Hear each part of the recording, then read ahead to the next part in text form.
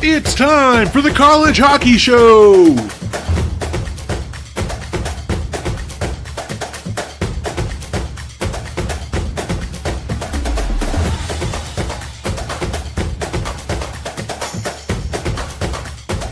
And now here's your host, Jeremiah Maxwell, and the degenerate Bostonian, Mike Warino.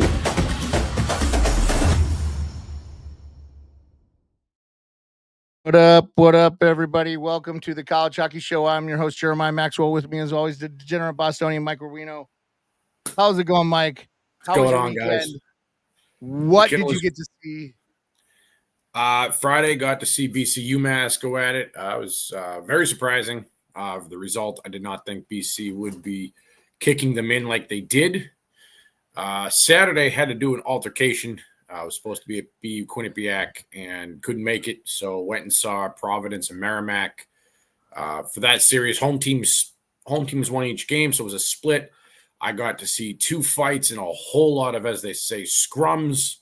There was almost 12 penalties per team. It was a violent game, and God, did those schools hate each other. So it was very entertaining, though. I did speak to our friend Mike McMahon. He says hello. And Nick Pierre, sophomore forward. I actually thought he would be drafted last year as like a sneaky seventh rounder.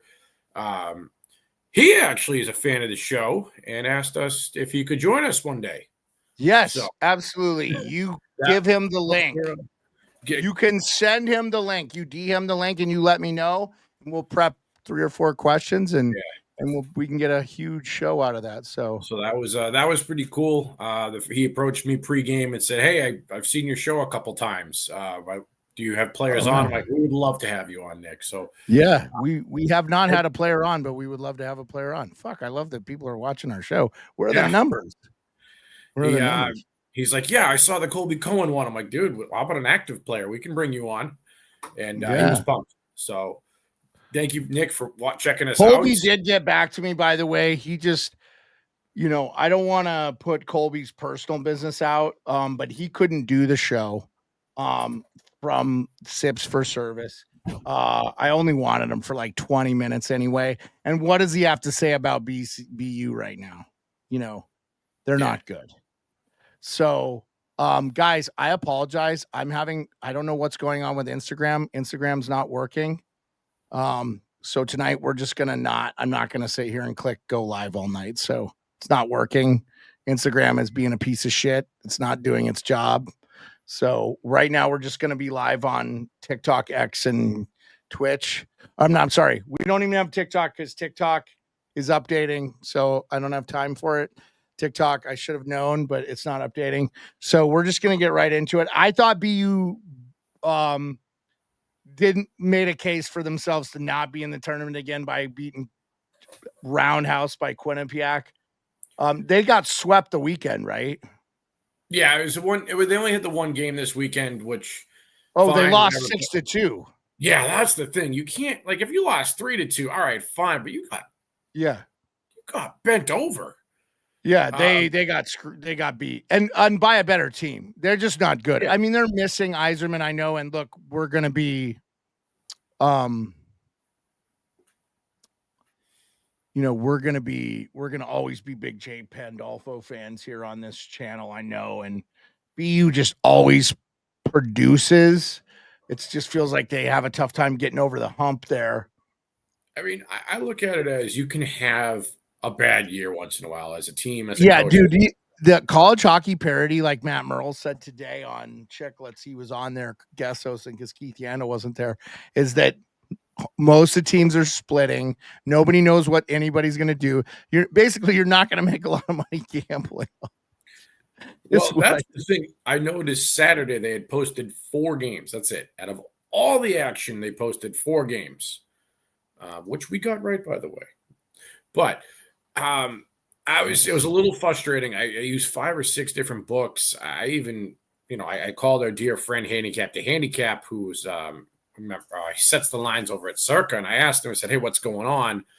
And he said because of the parity, they're just not putting many up there. And I'm like, all right, I get it, but don't you want a game that's 50-50? But he kind of went into it a little bit that,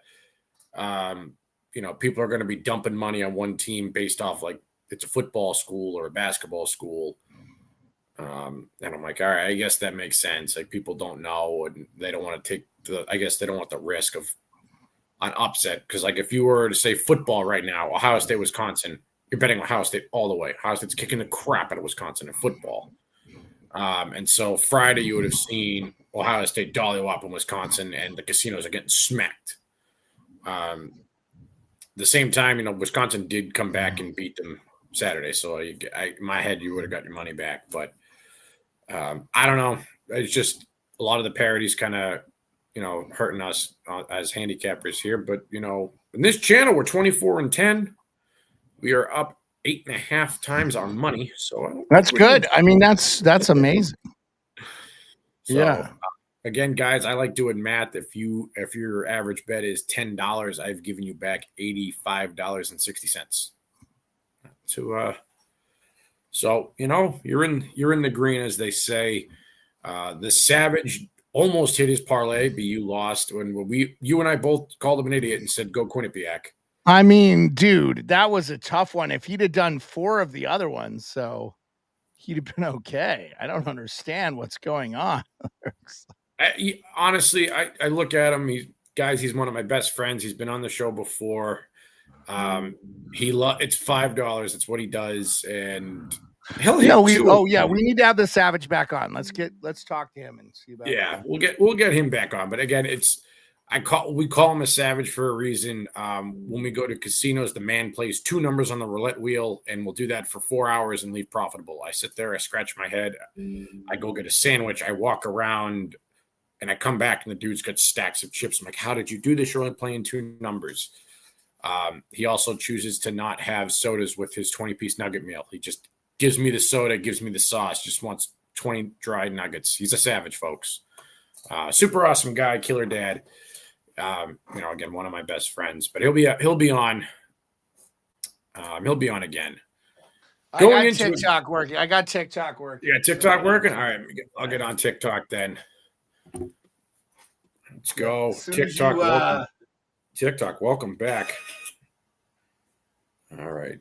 And where's Sports Beard? Yeah, I just gotta. Wait, Scar. Hold on, Scar. Are you saying you agree? We're back. We're back. I just gotta get the multi-guess. If you're in there watching, we're live now. Yep, I'm in now. I see you. Yep, I see you. Sweet. Okay, I got you. All right, TikTok. Hey. Oh, do I need to mute this? All right, and TikTok, can you hear me? Yeah, I can hear you. Sweet. All right, so TikTok, we were going over real quick. One of my friends, we call him the Savage for a few reasons. If you can see some of the YouTube comments, I don't know if you can or not. One thing he does, his go-to pre-hockey game meal is a 20-piece nugget and fries. He gives away the soda, gives away the sauce because he's a Savage. That's what he does. He drops these stupid parlays, as you've seen, these 30-1 bets. And the other thing he does, he goes to the casino. He only plays 2 numbers. Beard, you will see this in Vegas. He'll disappear for 4 hours and come back. Hey, guys, I'm up $10,000. That's a lie. Probably only 2,000. But you're just going to sit there and go, what'd you do? He's like, I played 1 number. And I'm like, that's it? For 4 hours? You just sit there and you drunk? No, I didn't have a beer. I'm like, okay, you know what? Whatever. You're up. Let's get out of here. Let's go do whatever. You'll see it live. I can't. It's hard for me to describe it, man. We got to have a good dinner in Vegas. I mean, we had a really good dinner in St. Louis. We got to do a good dinner in Vegas. And we're staying at Aria, and I highly recommend Catch. But I feel like if 6 or 7 of us eat there, it's probably going to be like a $2,000 dinner. So. It's expected. Yeah. People who watch the show, Handicap to Handicap, we thank you very much. Baroni, I know you chime in as well. They're working on something for us for the Caesars dinner as well. So I want to thank you guys. That's work. Dude, yeah. Let's get a fucking suite, man. And get the chick, get your high school buddy, Mike Grinnell. How fucking amazing will that be? You know what, dude? I'll tell you right now. If we get Colby and Merles and Grinnell and Pasha or whoever else is there, I don't think Pasha comes usually. If we get those guys in our booth, if we're able to get a luxury box, I could die the next day a happy man. I'm just saying. I'm excited. I will say, folks, I'm excited to see my old teammate back. It's weird knowing Mikey because I was super close with his older brother because we were both goalies in lacrosse, and then I was friends with his younger brother. That's awesome, dude. When he hugged you, I got so choked up. It was awesome. Guys. What's crazy to me is I hadn't seen him since we graduated because and now he's back in Beantown, bro. Yeah, that's what I mean. That's so fucking awesome. And he is getting the celebrity treatment. I will say, folks, I'm from Burlington. He deserves it. He deserves it, man. He's a part of the biggest hockey podcast. We are nuts about hockey. Like there was a kid he went to UNH for a year and he was immediately getting compared to Brian Noyles, who was a true freshman at Boston College. He was getting compared to Dave Cassiola, who played for the New Jersey Devils. If you run into G and you talk to him or whatever, I want you to ask him. The one thing I think he's going to miss New Jersey for is he probably isn't going to get accosted by hockey fans, where that's happening in Boston. Because that's a fucking hockey town. My good friend, rest in peace, Patrick Francis Megan from Quincy, Massachusetts, retired Sergeant Major, 5 Bronze Stars, 3 with Valor. He said, Boston's a hockey town, bro. Yeah. The Celtics, whatever. He goes, the Patriots, we don't give a shit. The Bruins won the Stanley Cup. People cared so much about that. And they've had the least amount of success, all them damn teams. The Celtics have been great. They've won more championships than anybody. The Red Sox killed the curse, and all they do is they've won World Series, more recent, and then and the Bruins only have the 2011, but they went to a couple of finals since.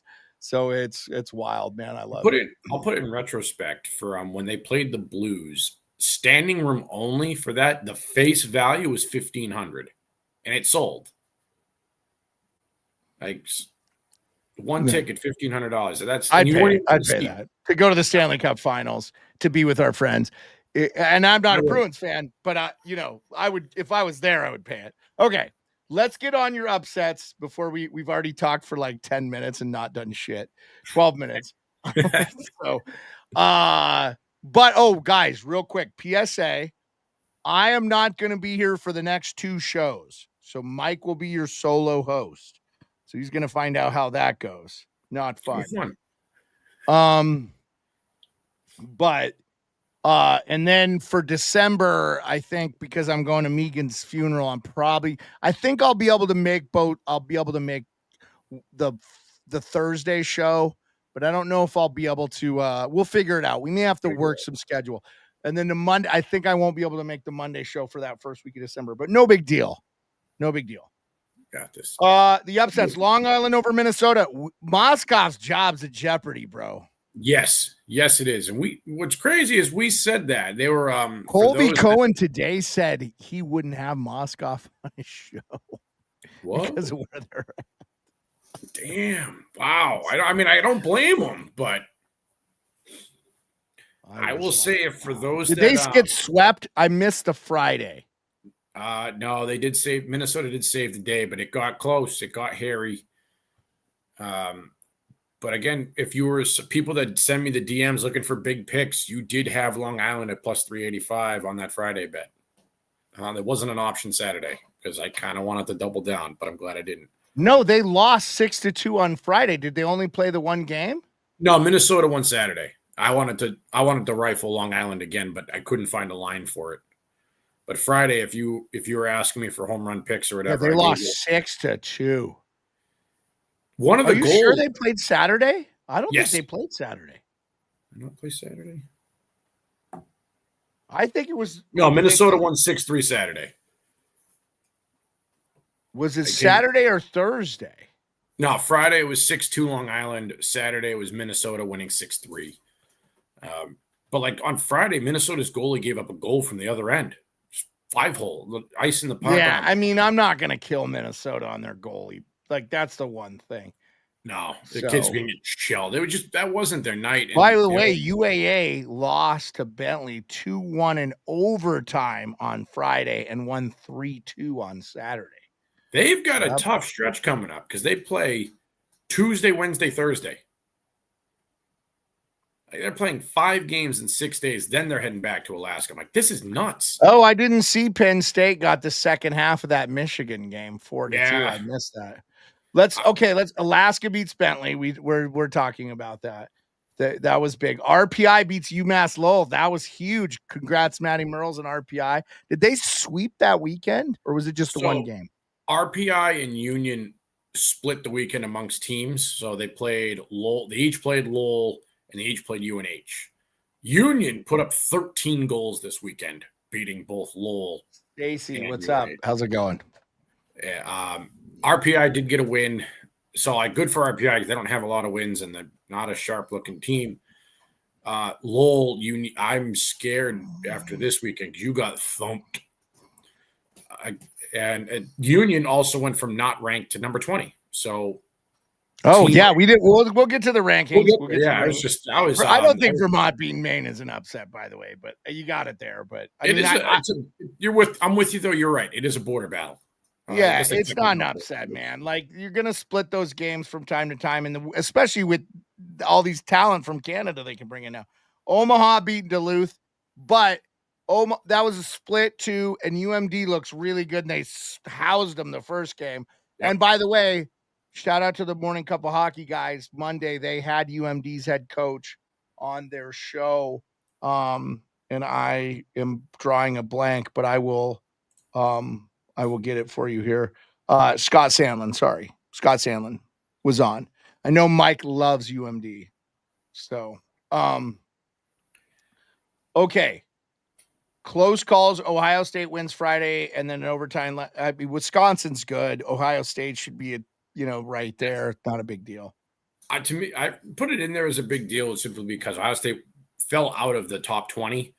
But they haven't won games. They haven't won games. They've been in them, but they just haven't won games. That's why they're where they are at. It's not. Yeah. So I think this weekend getting 3 points there is going to be huge for them. And I'm hoping it jump starts as much as, again, diehard Blue fan. I do have them making a good run this year. Okay. Rather than hashtag all the way through all these broomsticks, all the sweeps, what sweep surprised you the most? I thought Denver over Colorado College was a little bit surprising considering how not great Denver had played. Yes. That was, especially where it was split location. So like they played one at Denver, one at Colorado College. I expected that to be a split. So kudos to the Pioneers. UConn and Northeastern, I didn't expect that to be a split. I again thought home teams would win. So very surprised on that one for UConn, though I do think they have the better player. I do think Northeastern's goalie is getting too much love. I'm not saying he's bad. I'm just saying I don't like his off-angle shots or the way he defends an off-angle shot. I think he gives up too much of the pipe. I thought Northeastern's strength was their goaltending. So he's lights out. I just don't like the way if you fire a puck off the hash marks at him. But you think that UConn? We said UConn was going to be a tournament team, and I think Northeastern could be too. Northeastern, I was shocked because I thought they'd be middle of the road at best in Hockey East, maybe flirting with a number 20 seed, to end the year. They're always good, dude. They're always just way good. better than I thought they'd be. I don't want to knock them. They're phenomenal, but very. I'm not. I'm just saying, I don't think it's the hugest thing that Northeastern got swept by UConn.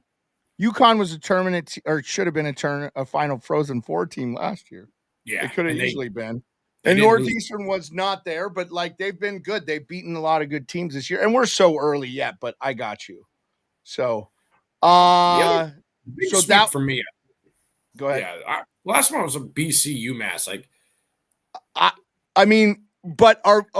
But before the beginning of the year, if you just said BC sweeps UMass, you wouldn't have been shocked. And I'll say this: that Musa kid for UMass can play. I listened to Johnny Lazarus's call. He was on analyst. Sorry, I don't remember the play-by-play guy. But I watched. I was at I guess you were at that game. I didn't think you were at that game, but I watched Friday night's game, And it was the score got out of hand late, but it was a close game.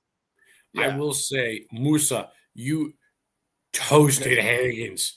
Oh my God. I'm gonna run it back here. UMass Lowell's third goal.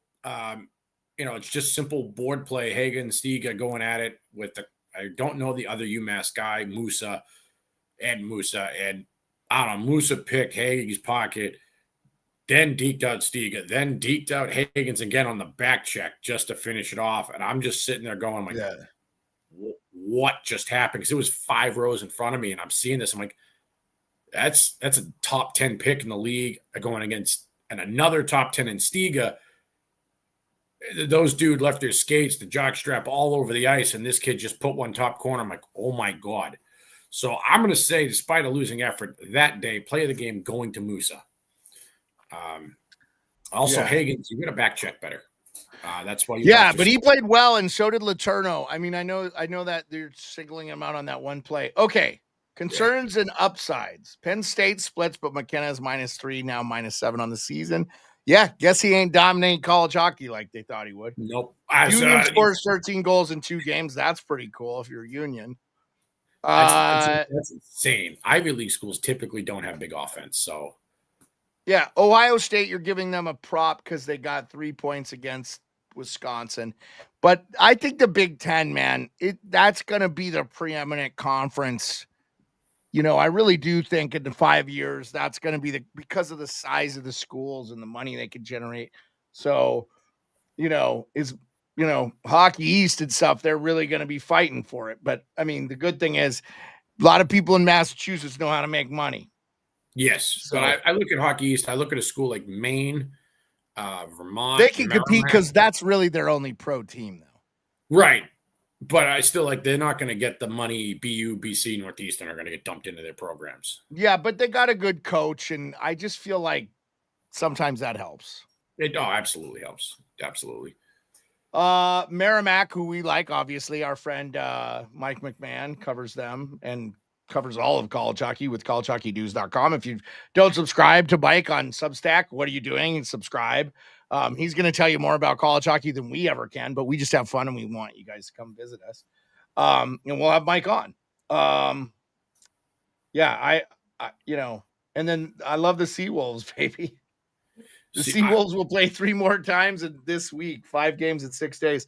Dude, that's the problem with being an independent, but also living in Alaska. They have to make those things. And it's the only D1 schools we have in Alaska, the 2 hockey. So that's just what it is. Okay. You talked about your gamble summer already. You went 3 for 3 on the weekend. Talk about the games. You already said you're up 24-10, which is 8.76 units on the year. Pretty darn good. You're up 8.76. That's a good thing, right? Yep. But talk about the 3 for 3 games. Recash your bets real quick. And then so as I said, Saturday, they didn't really post any lines. If you wanted to pick, I gave you Michigan State. It smashed. But Friday night, we had UMD on the road at Omaha, and I figured they'd come out guns blazing, and they did put up a 5 spot. And, as expected, something I was a little surprised when they scored 5 was, and I'm going to butcher this kid's name 1,000 times, but Luka Taivo or whoever the Omaha goalie is, he's still in the Richter list right now. And I didn't think he'd give up 5. I thought that'd be a closer game. I thought it maybe a 3-2 score was in the works. But I'm not surprised by Duluth swinging the hammer like they did. By the way, Michigan man, Will Horkoff, son of Sean Horkoff, former Edmonton Oiler great, leads the country in goals with 13 for the Michigan Wolverines, and he has 18 points on the year. Assist Charlie Serrato from Penn State, good player, 16 assists, and points lead Max Plant from your UMD Bulldogs with 23 points on the year, 10 goals, 13 assists, followed by Zam Plant. And I heard his brother's coming next year. Again, you can check that out in the interview with the Morning Cup of Hockey guys if you didn't see it. Scott Sandlin from UMD with 22 points. So that's pretty good stuff. And then Charlie Serrato tied or in third with 20. We hadn't really talked about points, but anyway, sorry, Mike, go ahead. No, it's all right. It's all right. I want to get into that in a sec. The other picks we had: Michigan State beating up Notre Dame. It happened all weekend long. It's going to happen. Irish, I will say the Irish. I think you're going to hit 500 this year. You haven't done that in 4 years. I got a lot of faith, though. Michigan State is. I think they're a cheat code this year. And the last bet we had was North Dakota. Again, won 5-2. Thought that game would be tighter. Sun Devils, I don't know what's going on this year. You came in pretty hot. They didn't. They lost to Penn State both games. It's a tough one this year. It's going to be a tough one. But someone I talked about briefly, I talked to Mike McMahon for about 2-3 minutes after the game for Saturday night. And Ilya Morozov, he was a USHL guy. He was a top elite prospect guy, and his only Division I offer was Miami of Ohio. He's second in their team in points. He runs the power play. He's on the PK, and he's averaging over a point a game. Who's this for? Ilya Morozov. He's a forward on Miami of Ohio. He had one Division I offer. And how many points does he have? 11 in 8 games. And it's just like, where did this kid come from? Who is he? And I was asking Mike McMahon, and Mike's like, he only got one offer. I have no idea who this kid was. He wasn't on my list of top 100 players. Yeah. So you know what's amazing? You know what's amazing to me, just on the topic of top 20 score, Gavin McInnes 17th with 15 points. Vlatko Netrasil right there tied with him. Austin Bernavec from St. Cloud State in the top 20, right? Tied for top 20 or whatever from basically 50. You know who doesn't have anybody in that top 20 and they're just the best team in the country? Seriously, Michigan State? Michigan State doesn't have a single person in the top 20. And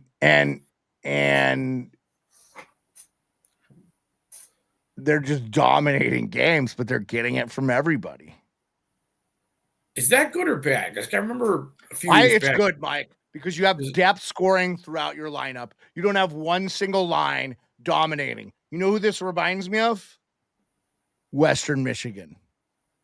Outside of Alex Bump, you really couldn't name a guy on that team. I'm sorry.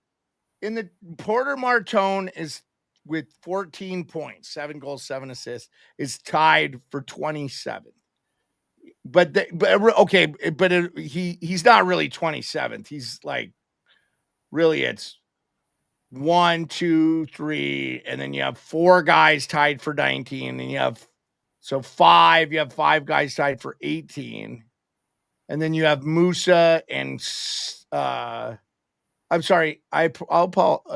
and then Steven Sodarian from Michigan Tech. And then, so that would be 5, 6, 7, 8. So really tied for 9th. You have one Michigan State player, Porter Martone, who I met at the draft this year, and he's a big boy. That kid, he's really good. He's 6'3", 210 from Peterborough, Ontario, if you guys didn't know. And he was a first-round pick in the PHL in 2025. And last year, I don't know what he played last year. I know he played in the Ontario Hockey League, I think. So, I like he's good. Yeah. Okay. Sorry, I didn't mean to cut you off there. No, you're good. No, I would say just to everyone out there, usually Miami of Ohio is not a team I think anyone really talks about. So Ilya Morozov kid's going to get me to watch a Red Hawks game for sure. Got to give some love out to RIT, extending the winning streak to 9 games, hunting down right now a school record of 17. The NCAA record is regular season, one season was 24, unless you count overtime wins. But at that time they did, and it was real weird. But nonetheless, first things first, I want to see if RIT sets a school record. Their current school record is 17 in a row. I want to see it happen. Those fans are a lot of fun to just go see a hockey game with. If anyone gets a chance, I would do it. They traveled very well a couple years ago to an away game at Dartmouth, and they were just very fun, very friendly. Chants were funny. I would say child appropriate heckles. It was just an awesome, awesome fan base. So I can't say enough good things about them. But they made the game. They added almost like a third element to the game. It was very good. So I want to give some love out to RIT. I know I've been hard on the Irish. You guys will be better than you have been the last 4 years. I promise. You're already kind of doing it. I do want to I want to remind the Riverhawks, though, and I want to remind Merrimack as well, because going into Friday's game when they played Providence, the Warriors were winning and gave up 3 goals to lose 4-2. The Riverhawks, you gave up 9 goals in the 2 third periods this weekend. And it's something that's plagued both of you in the past. You got to close. Got to close. It's no other way to say it. Dig deep. I know both of you guys have it. You have very well seasoned coaches. Both of your coaches have actually been on national championship teams. They've never been the head coach, but they've been there. They've got the staff. I want to see it done. Those are it's what's separating. Like Merrimack's lost 3 games this year in the third period. Lowell's lost 5. I look at our top 10 rankings. Like, what if Lowell closes out against Western Michigan and beats them instead of losing 2-1? It's a whole different year for both teams. Yeah, it's early, but it's getting early late. So I always say, like, after Thanksgiving, it's when you when I start really pushing panic buttons. And then after New Year's, once the pairwise kicks in, if you're not in the top 30, like, you gotta make a move and do something. Yeah. So they got time. They got time. So we don't have to sweat it yet. But so the NC or CHO has Michigan State number 1, Michigan 2. All 51st plates going to Michigan State, rightfully so. They've lost 1 game. And Michigan is 11-3. Denver is now back up to 3-1, even though they lost to UAA. That helps UAA. Big. UMD at 4, like at 11-3. They totally deserve it. They had a split. Penn State 5, fair. North Dakota 6. Wisconsin 7. Wisconsin moves up 3 spots, even though they split. Western Michigan 8. Quinnipiac 9. Quinnipiac totally deserves to move up. And Maine 10. And so it didn't hurt Maine to lose to Vermont. Connecticut at 11. Connecticut sweeps. Northeastern 12. Didn't hurt Northeastern. Dartmouth 13. Minnesota State 14. Boston College 15. Providence 16. UMass 17. BU 18. I'm actually surprised BU and BC are in the top 20. Really. I BU losing to Quinnipiac badly. They're 5-6. Now BC with the sweep, they're 6-4. I get it. So, and you had heard rumors that BC's coach might have gotten axed if they got beat both games. Yeah, and there's still rumors, like, if he doesn't really do something, the parents in particular, like, step it up. Just peeking ahead, BU has a home and home against Northeastern. You're gonna talk about that Thursday on your own. Yeah.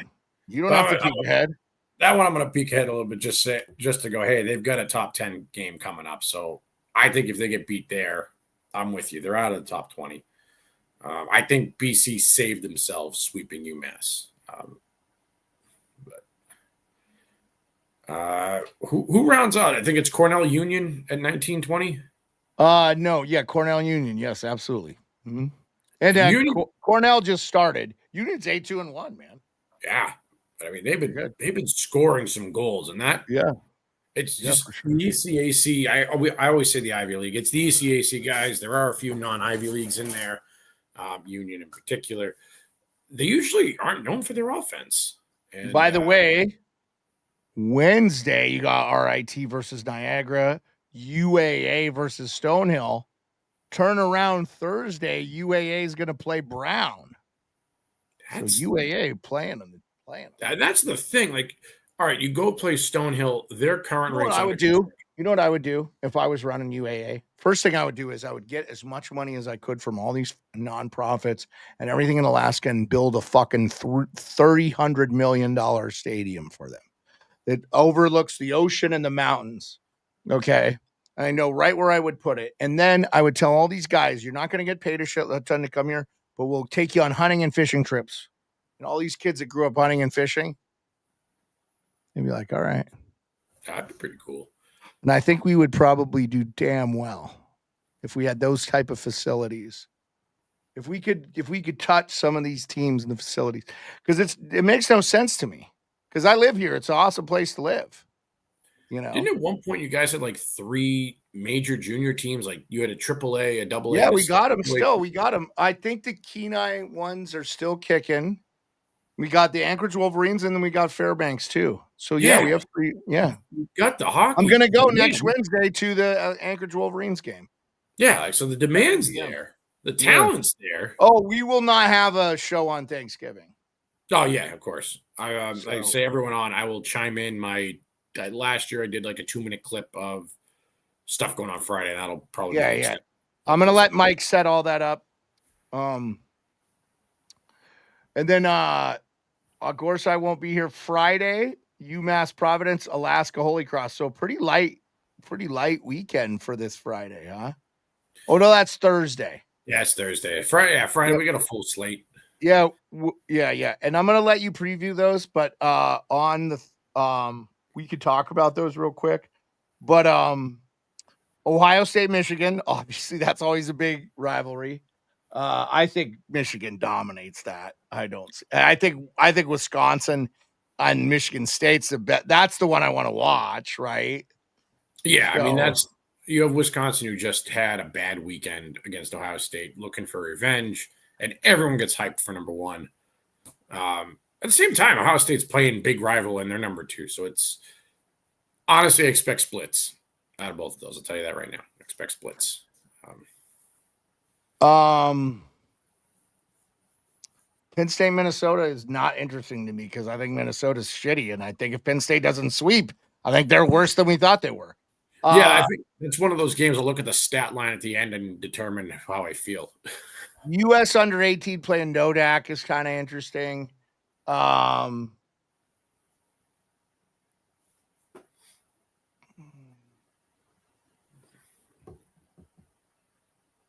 game I want to look at more is Merrimack Long Island. That's just been a team. That Long Island team has been something very fascinating to me this year. So I want to see them. See what you're going to talk about those lines, but before we jump to the NCHC, is there any of the Hockey East games you're interested in? BU Northeastern, right? Yeah, BU Northeastern. BU, you've got to get at least one here just to prove. If they get swept by Northeastern, where are we at with BU? I would be shocked if they're still ranked. Utterly shocked. Yeah, I'm with you on that. This is why I want to have Colby on. We'll try to get Colby on. We'll try to get Colby on again, but I'm going to work on some other college hockey guests. But Mike McMahon said he would come on to Mike in December. Yeah. So. There's a couple bye weeks there. I even look at the Hockey East games. UConn and UNH will actually be at that one Friday night. Okay. All right. But talk about the Merrimack Long Island, and then we're going to wrap it up. Yeah. So for Merrimack Long Island, I look at Long Island this year as we've talked about them a few times because they're making a lot of noise. They didn't get the memo. They're an independent that no one else didn't want them. They're playing with the chip, and they're beating good teams. They're putting whoopings. I mean, I get it. Minnesota's not that strong, but they still beat them. They beat Penn State too. So they're beating teams with big talent. They should have beat BU. There was a very generous call that went in BU's favor that took a tying goal away. I really like them. And then I look at Merrimack. I'm like, if you can play with your heads on what you did against Providence, you're going to kill Long Island. So which Merrimack team am I going to get? Am I getting the team that played 3 solid periods, or am I getting the team that plays the best 40 minutes you'll ever see in your lifetime? I mean, Long Island is tough too. I mean, that's a hockey hotbed right now too. I'm going to say this: as long as Merrimack ain't wearing those highlighter jerseys, they're going to be okay. Oh, that's another thing I heard. We don't have to talk about it. You can talk about it next time. No, they're getting new ones. Okay. I talked to a couple of the players. New Balance wanted these highlighter jerseys, and They said we're working on new ones for this season due to the complaints. So, yeah, those highlighters are tough. Okay. I feel good. 40-minute show. Mike is going to be back with you Thursday. I will be traveling to Detroit, Michigan. And I will not be back Monday. We'll figure out Monday. If we can't do Monday, dude, maybe we do a Tuesday show or something. Yeah. We're not going to be able to do Monday. There's no Monday. I can't do Monday. I won't be back from the trip. So if you want to do it, but anyway, we'll be a while before we're back. But Mike will be back Thursday. I'm going to help him with the thing. I'll set that up for him now. And he will only be live on what we are right now, X, Twitch, and YouTube. That's all he can do. He can't be live on my Instagram because I have to give him a key, and he can't be live on the TikTok. TikTok, thank you so much. We got some likes and stuff. I wasn't really paying attention, but over 215 people came in and gave likes, so I appreciate it. I appreciate you all. We'll be back sometime in the near future. Mike will be back Thursdays, 10:30 Eastern, to give you all his bets for the weekend when the lines are out. So tune into that show. And Mike, I'll show you all how to do everything when we get off. Okay. All right. Cheers. Appreciate you, everybody. Peace.